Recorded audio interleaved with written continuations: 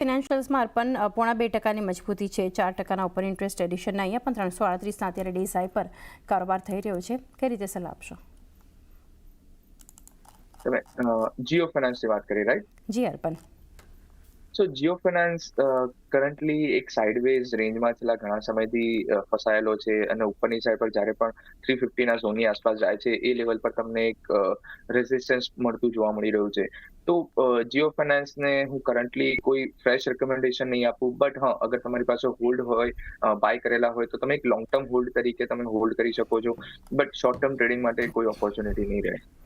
Okay, એક view બનતો દેખાઈ રહ્યો છે. લોંગ ટર્મ માટે અગર છે તો જીઓ ફિનાન્શિયલ માટે, શોર્ટ ટર્મ માટે નહીં.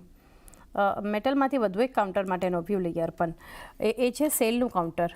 2% આસપાસ મજબૂત છે લોંગ બિલ્ટઅપ ફ્યુચરમાં અત્યારે, અને 0.5% ઉપર ઇન્ટરેસ્ટ એડિશન છે. ઓઆઈ ચેન્જ વધારે નથી, પરંતુ 2%ની પ્રાઇસ ચેન્જ જોઈ રહ્યા છે. તો આ મેટલ કંપની માટે વ્યૂ સેલ પર? સો યસ, સો સેલ અમોંગ મેટલ પેક હું અવોઇડ કરવાનું રેકમેન્ડેશન આપતો હોઉં છું, બીકોઝ ઘણું એક સાઇડવેઝ મોમેન્ટમ આપતું હોય છે, અને જે જ્યારે પણ ગેઇન્સ પણ આવતા હોય છે તો સસ્ટેનેબલ ગેઇન્સ હોતા નથી, અને ફોલોઅપ મોમેન્ટમ તમને જનરલી મળતું નથી. રાધર તમે અગર મેટલ સ્પેકમાંથી અગર કંઈ બાય કરવું જ હોય તો જેએસડબલ્યુ સ્ટીલ છે, કે વિદાંતા લિમિટેડ છે, હિન્દુસ્તાન કોપર છે, આ બધા કાઉન્ટર પર તમે રડાર પર રાખી શકો છો. ઓકે, તો સેલને હાલ પૂરતું એક અવોઇડ તમે કરી શકો છો. ઓએફએસએસનો